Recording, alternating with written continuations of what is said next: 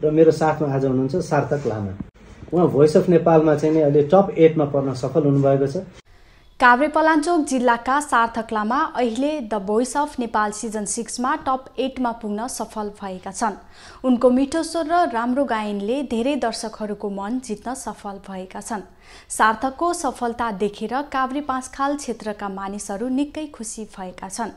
Panchkhal नगरका mayor र अन्य नेपालवासीहरूले पनि सार्थकलाई समर्थन गरेका छन्। पाँचखालवासीलाई खल्ती एप प्रयोग गरेर सार्थकलाई भोट दिन आग्रह गरेका छन्। मेयरले सार्थकलाई आगामी चरणका लागि शुभकामना पनि दिएका छन् र पाँचखाल नगरका मेयर महेश खरेलले भनेका छन्, हामी सबै मिलेर हाम्रो स्थानीय प्रतिभालाई जिताउन सहयोग गरौँ। वास्तवमा ऊ चाहिँ 1 नम्बर हुनमा त्यतिकै पनि न्यायोचित छ, तर पनि यहाँ भोट नहालिकन 1 नम्बर हुने अवस्था छैन। त्यही भएर सबैले चाहिँ खल्ती एपबाट उहाँलाई सक्दो चाहिँ नि भोट गरेर जिताउनलाई म हार्दिक आह्वान पनि गर्दछु सम्पूर्ण पाँचखाल नगरपालिकाको तर्फबाट।